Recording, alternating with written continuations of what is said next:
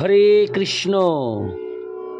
আগামী 7ই ফাল্গুন 20 ফেব্রুয়ারি বাংলা 1430 ও ইংরেজি 2024 মঙ্গলবার অনুষ্ঠিত হচ্ছে জয়া ভীম বা ভৈমী একাদশী।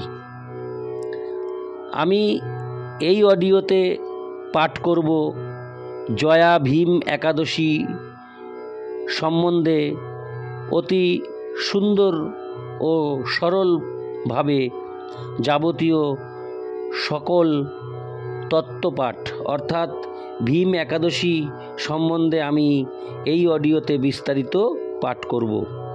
আপনারা অতি মনোযোগ সহকারে শুনবেন, কারণ এই ভীম একাদশী অত্যন্ত পুণ্যদায়ী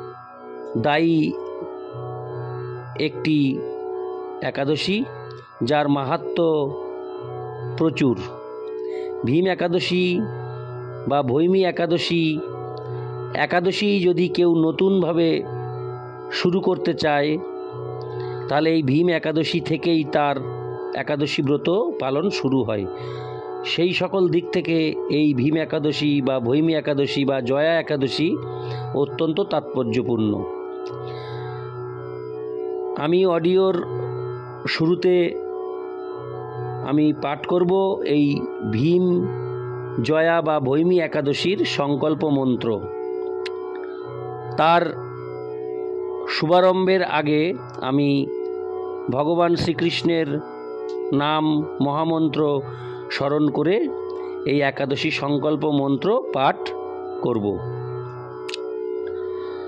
হরে কৃষ্ণ হরে কৃষ্ণ কৃষ্ণ কৃষ্ণ হরে হরে হরে রাম হরে রাম রাম রাম হরে হরে। একাদশী সংকল্প মন্ত্র অর্থাৎ ভীম জয়া বা ভৈমী একাদশীর সংকল্প মন্ত্র আমি এখন পাঠ করব। আপনারা অতি মনোযোগ সহকারে মন্ত্রটি পাঠ করবেন ঠিক একাদশীর আগের দিন। একাদশীর আগের দিন এই মন্ত্র পাঠ সহযোগে ভগবান শ্রীকৃষ্ণের কাছে সংকল্পবদ্ধ হতে হবে আমাদের সবাইকে, যে আগামী দিন আমরা ভীম একাদশী পালন করব। হে ভগবান শ্রীকৃষ্ণ, তুমি আমার সহায়ক হও। এই সংকল্প পূর্বক আমরা পরের দিন এই ভীম একাদশী পালন করব। একাদশীর এই সংকল্প মন্ত্রটি আমি পাঠ করব, আপনারা লিখে নিতে পারেন। একাদশাং নিরাহার স্থিতা ওহম অপরেহ হনি ভক্ষামি পুণ্ডরীকাক্ষ শরণং মে ভাবাচ্যুত। মন্ত্রটি আরেকবার পাঠ করছি। একাদশাং নিরাহার স্থিতা ওহম অপরেহ হনি ভক্ষামি পুণ্ডরীকাক্ষ শরণং মে ভাবাচ্যুত। এরপর আমি পাঠ করব এই ভীম একাদশী ব্রত মাহাত্ম্য। আপনারা অতি মনোযোগ সহকারে এই ব্রত কথা একাদশীর দিন অবশ্যই পাঠ করবেন। এই একাদশী ব্রত মাহাত্ম্য শ্রবণ অথবা পাঠ করলে অজস্র পুণ্য লাভ করা যায়, যেটা আপনি চিন্তাও করতে পারবেন না যে কতটা পুণ্য অর্জন করা যায় এই একাদশীর দিনে, অর্থাৎ ভীম একাদশীর দিনে ভীম একাদশী বা জয়া একাদশীর ব্রত কথা পাঠ করলে। আমি পাঠ করছি জয়া বা ভীম বা ভৈমী একাদশীর ব্রত মাহাত্ম্য কথা। মাঘী শুক্ল পক্ষিয়া জয়া একাদশী ব্রত মাহাত্ম্য ভবিষ্যোত্তর পুরাণে যুধিষ্ঠির শ্রীকৃষ্ণ সংবাদ রূপে বর্ণিত আছে। শ্রী গরুড় পুরাণে মাঘ মাসের শুক্লা পক্ষিয়া একাদশী তিথিকে ভৈমী একাদশী নামে অভিহিত করা হয়েছে। কল্পান্তরে বিভিন্ন পুরাণে বিভিন্ন নাম দেখা যায়। পদ্মপুরাণ অনুসারে জ্যৈষ্ঠ মাসের শুক্লপক্ষিয়া একাদশীর নামই পাণ্ডবা নির্জলা বা ভীম সৈনী অর্থাৎ ভৈমী একাদশী। যুধিষ্ঠির বললেন, হে কৃষ্ণ, আপনি কৃপা করে মাঘ মাসের শুক্লপক্ষের একাদশীর সবিশেষ বর্ণনা করুন। শ্রীকৃষ্ণ বললেন, হে মহারাজ, মাঘ মাসের শুক্লপক্ষের একাদশী জয়া নামে প্রসিদ্ধ। এই তিথি সর্বপাপ বিনাশিনী, সর্বশ্রেষ্ঠা, পবিত্রা, সর্বকাম ও মুক্তি প্রদায়িনী। এই ব্রতের ফলে মানুষ কখনো প্রেতত্ব প্রাপ্তি হয় না।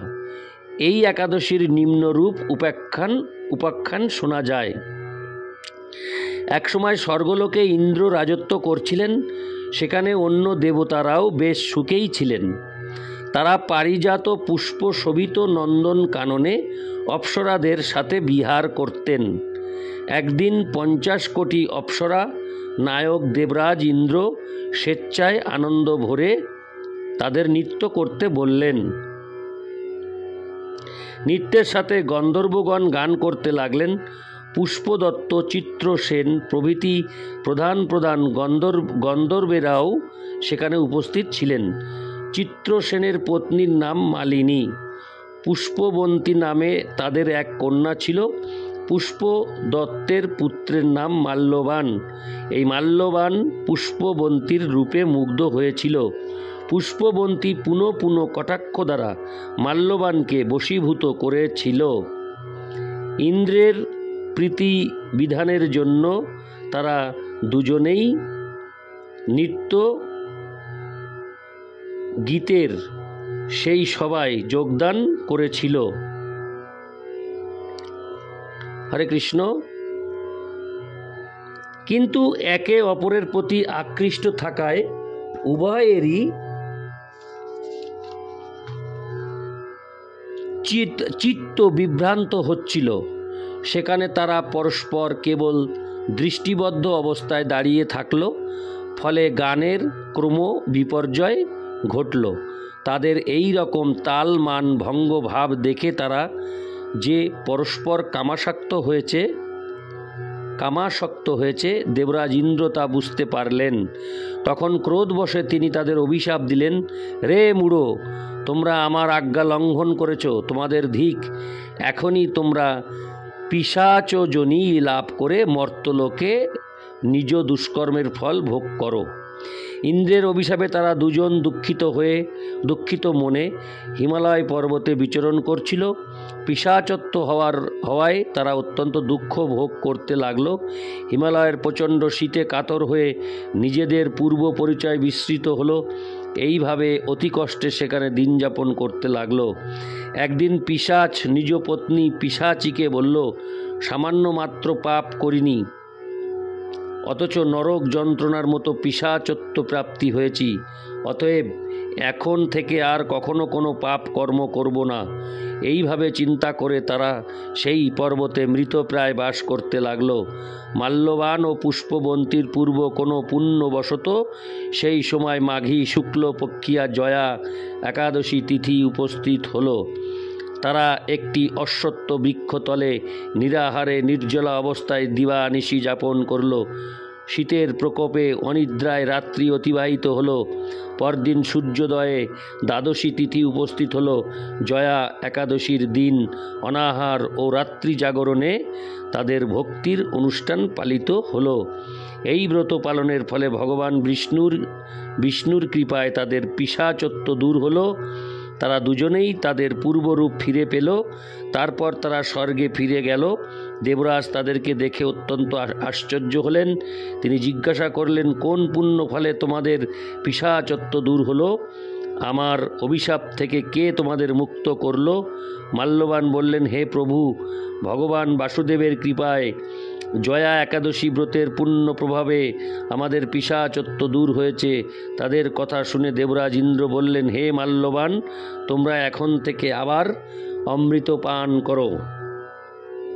একাদশী ব্রতে যারা আসক্ত এবং যারা কৃষ্ণ ভক্তিপরায়ণ তারা আমাদেরও পূজ্য বলে জানবে।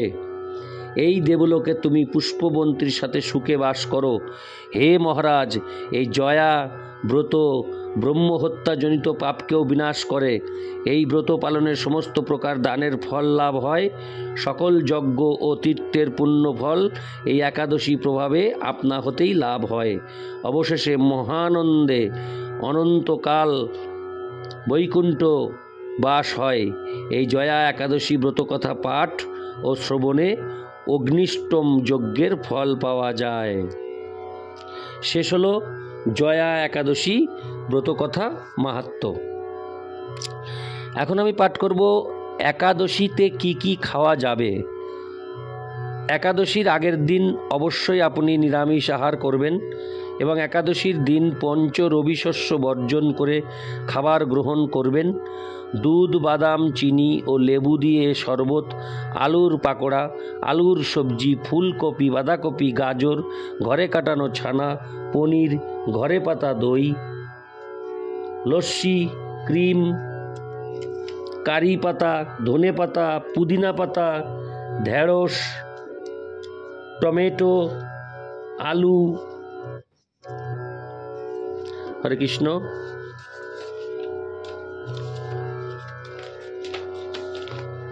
মিষ্টি আলু, পালং শাক, কুমড়ো, চাল কুমড়ো, বাদাম তেল, সূর্যমুখী তেল, আদা, জলপাই, তেল, অলিভ তেল, মরিচ, গোলমরিচ, সামুদ্রিক লবণ, ঘি, মাখন, ঘরে ভাঙানো গুঁড়ো মশলা, হলুদ, ধনে, জিরে, কাঁচকলা, পেঁপে, অরিজিনাল সাবুদানা, আম, কাঁঠাল, লিচু, কলা, আপেল, আঙুর, আনারস, আখ, আমড়া, তরমুজ, বেল, চীনাবাদাম, কাজু বাদাম, কাঠবাদাম, গোল আলু, সন্দব লবণ, কাঁচা লঙ্কা, শশা, শাক আলু ইত্যাদি খাওয়া বা গ্রহণ করা যাবে। এরপর পাঠ করব এই একাদশীতে কি কি খাওয়া যাবে না, অর্থাৎ বর্জন করতে হবে। একাদশীতে পঞ্চরবি শস্য বর্জন করতে হবে। ধান জাতীয় খাদ্য যেমন ভাত, মুড়ি, চিড়ে, পায়েস, খিচুড়ি, পিঠে, খই, গম জাতীয় খাদ্য যেমন আটা, ময়দা, সুজি, পাউরুটি, বিস্কুট, হরলিক্স, জব জাতীয় খাদ্য যেমন ছাতু, ভুট্টার খই, রুটি, ডাল জাতীয় সব খাদ্য যেমন মুগ, মাসকলাই, খেসারি, মুসুর, ছোলা, অড়হর, মটরশুঁটি, বরবটি, শিম, সরিষার তেল, তিলের তেল, সয়াবিন তেল গ্রহণ করা যাবে না। সব রকম নেশার দ্রব্য যেমন চা, পান, কফি, বিড়ি, অ্যালকোহল, খৈনি ইত্যাদি। একটি কথা খুব গুরুত্বপূর্ণ, একাদশীতে নিজে অন্ন ভোজন করলে যেমন নরকবাসী হতে হবে তেমনি অন্য কেউ অন্ন ভোজন করালে নরকবাসী হতে হবে। এছাড়া মাছ, মাংস, ডিম, পেঁয়াজ, রসুন, হিং ইত্যাদি বর্জনীয়। পাঁচ ফোড়ন বর্জনীয়। শ্যামা চাল বর্জনীয়। এবার আমি পাঠ করব একাদশীতে কি কি করণীয়, অর্থাৎ আমাদের কি কি করা কর্তব্য। একাদশীর আগের দিন রাত 12টার আগে অন্নভোজন করে দাঁত ব্রাশ করতে হবে। পরদিন খুব সকালে শয্যা ত্যাগ করে স্নান করা অবশ্য কর্তব্য। একাদশীতে রক্তপাত হওয়া মহাপাপ, তাই সবজি কাটার দিকে সতর্ক থাকবেন। একাদশীতে কোনো বৈষ্ণব বা ভক্তের নিকট থেকে একাদশী মাহাত্ম্য শ্রবণ করা বিধেয়। ইস্কন ভক্তের ক্লাস শ্রবণ করুন। একাদশী ব্রত নিজে যেমন পালন করবেন অন্যকেও পালন করতে উৎসাহিত করবেন।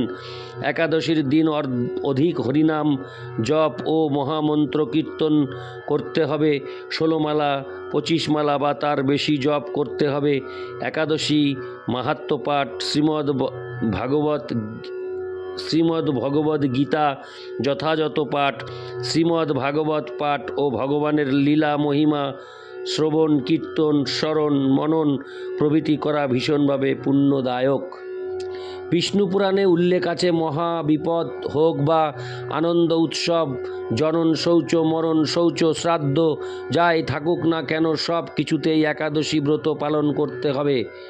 সধবা, বিধবা, রজশালা নারী সকলেই একাদশী ব্রত পালন করবেন। একাদশীর দিন শ্রাদ্ধ উপস্থিত হলে তার পরের দিন করতে হবে শ্রাদ্ধানুষ্ঠান, কিন্তু একাদশী বন্ধ করা যাবে না। একাদশীর পরের দিন পালনের নির্দিষ্ট সময়ের মধ্যে পঞ্চরবি শস্যের মধ্যে কোনো একটি উপাদান ভগবানকে প্রসাদ করে অর্পণ করে সেই প্রসাদ গ্রহণ করে পালন করে একাদশী ভঙ্গ করতে হবে। সমর্থপক্ষে দশমীতে একাহার করবেন, একাদশীতে নিরাহার ও দ্বাদশীতে একাহার করতে হবে। যদি উহাতে অসমর্থ হন, একাদশীতে পঞ্চরবি শস্য বর্জন করে ফলমূলাদি অনুকল্প গ্রহণের বিধান রয়েছে। একাদশীর মূল কাজ হল নিরন্তর ভগবানকে স্মরণ করা, তাই আপনারা যে নিয়মে পালন করুন না কেন, ভগবানকে ভক্তিভরে স্মরণ করাই যেন আপনার মূল কাজ হয়। অর্থাৎ আমাদেরকে সবসময় ভগবানের শরণ গ্রহণ করতে হবে। হরে কৃষ্ণ। এরপর আমি পাঠ করব একাদশীতে কি কি বর্জনীয়, অর্থাৎ কি কি করা যাবে না। একাদশীর দিন শরীরে বা মাথায় তৈলমর্দন নিষিদ্ধ। একাদশীতে পরনিন্দা, পরচর্চা, মিথ্যা ভাষণ, ক্রোধ, দুরাচার, স্ত্রী সহবাস বর্জনীয়। একাদশীতে কাহারও সাথে ঝগড়া বিবাদে জড়ানো যাবে না। মনকে ভগবানের পদেই সর্বক্ষণ স্থিত রাখতে হবে। একাদশীতে শরীরে প্রসাধনী অর্থাৎ সাবান, শ্যাম্পু, তৈল, সুগন্ধি ব্যবহার বর্জনীয়। সব রকমের ক্ষৌর কার্য অর্থাৎ দাড়ি, গোঁফ কামানো, চুল কাটা, নখ কাটা বর্জনীয়। কেউ যদি কাউকে একাদশী করতে নিষেধ করে তাহলে ভয়ানকভাবে শনিদেবের প্রকোপ পড়ে তার জীবনে। সার্পের কোনো ব্যবহার করা যাবে না। এরপর আমি পাঠ করব একাদশীর গুরুত্ব বা ফল, অর্থাৎ একাদশী করলে কি কি উপকার বা ফল মেলে। একাদশী পালন করলে সর্বপ্রকার পাপ বিনষ্ট হয়, সর্ব সৌভাগ্য ও শ্রীকৃষ্ণের প্রীতিবিধান হয়। দুর্লভ মানব জীবন লাভ করে এই একাদশী ব্রত পালন না করলে বহু দুঃখ কষ্টে 84 লক্ষ যোনি ভ্রমণ করতে হয়। অহংকার বশত একাদশী ব্রত ভঙ্গ করলে অবশেষে যম যন্ত্রণা ভোগ করতে হয়। যে ব্যক্তি এই একাদশী ব্রতকে তুচ্ছ জ্ঞান করে সে ব্যক্তি জীবিত হয়েও মৃত মানুষের সমান। কেউ যদি বলে একাদশী পালনের দরকার কি, সে নিশ্চয়ই কুম্ভী পাক নরকের যাত্রী। একাদশী পালনে যারা নিষেধাজ্ঞা জারি করে শনির কোপে তারা বিনষ্ট হয়। একাদশী পালন না করে তীর্থ ভ্রমণ ও স্নান, গাছের গোড়া কেটে জল ঢালার মতো অবস্থা। কলহ বিবাদের কারণে একাদশীর দিন উপবাস করলে অজ্ঞাত সুকৃতি সঞ্চিত হয়। একাদশী পালন করলে ভগবান শ্রীকৃষ্ণ সব থেকে বেশি প্রসন্ন হন। একাদশী ব্রত পালনকারীকে ভগবান ইন্দ্রও সম্মান করেন। এরপর আমি পাঠ করব একাদশী পারণ মন্ত্র, অর্থাৎ যে মন্ত্র পাঠ করে একাদশীর পারণ করতে হয়। আমি এখন সেই একাদশীর পারণ মন্ত্র পাঠ করব। হরে কৃষ্ণ। একটি কথা অবশ্যই আমাদের প্রত্যেক ভক্তের স্মরণ রাখতে হবে, একাদশী ব্রত পালনের প্রকৃত উদ্দেশ্য কেবল উপবাস করা নয়, নিরন্তর শ্রী ভগবানের স্মরণ, মনন ও শ্রবণ কীর্তনের মাধ্যমে একাদশীর দিন অতিবাহিত করতে হয়। শ্রীল প্রভুপাদ ভক্তদের একাদশীর দিন 25 মালা বা যথেষ্ট সময় পেলে আরও বেশি জপ করার নির্দেশ দিয়েছেন। আপনি জীবনে কোনো ব্রত পালন করতে অসমর্থ হলে শুধুমাত্র একাদশী ব্রত পালন করলেই আপনার সব ব্রতের ফল আপনি পেতে পারেন। অন্য ব্রত না করার কোনো কুফল আপনার উপর বর্ষিত হবে না। আমি এখন পাঠ করব একাদশীর পারণ মন্ত্র, অর্থাৎ জয়া একাদশী বা ভৈমী একাদশীর পারণ মন্ত্র। খুব মনোযোগ সহকারে এই মন্ত্র শ্রবণ করুন। আপনারা একাদশীর পরের দিন নির্দিষ্ট সময়ের আগে পঞ্চ রবিশস্যের মধ্যে কোনো একটি রবিশস্যকে ভগবানের সামনে পূজা দিয়ে তারপর এই একাদশী পারণ মন্ত্রের মন্ত্রপাঠ করে আপনারা অবশ্যই সেই প্রসাদ গ্রহণ করে একাদশীর পারণ করবেন। একাদশী পারণ মন্ত্র: অজ্ঞান তিমিরান্ধস্য ব্রতেনা নেব কেশব প্রসীদ সুমুখ নাথ জ্ঞানদৃষ্টি প্রদো ভব। আমি আরেকবার পাঠ করছি। অজ্ঞান তিমিরান্ধস্য ব্রতে না নেব কেশব প্রসীদ সুমুখ নাথ জ্ঞানদৃষ্টি প্রদো ভব। আজ এই অডিওতে আমি একাদশী অর্থাৎ জয়া বা ভীম একাদশী বা ভৈমী একাদশী সম্বন্ধে আমি পাঠ করলাম। যদি আমার এই অডিও আপনাদের বিন্দুমাত্র কোনো সহযোগিতা বা উপকারে প্রয়োজন আসে তাহলে আমার এই পাঠ সাফল্যমণ্ডিত হবে। আমি অত্যন্ত গর্বিত হব যে আপনাদের বিন্দুমাত্র উপকারে আমার এই অডিও সাহায্য করেছে। আপনারা যদি এই অডিওতে সন্তুষ্ট হয়ে থাকেন অবশ্যই অমৃত গ্রহন্ত চ্যানেলটিকে সাবস্ক্রাইব করে রাখবেন। এই চ্যানেলে আমি এর আগে শ্রীমদ্ ভগবদ্ গীতা পাঠ সম্পূর্ণ করেছি এবং বর্তমানে শ্রী চৈতন্য চৈতামৃত পাঠ করছি এবং সাথে সাথে প্রতিটি একাদশী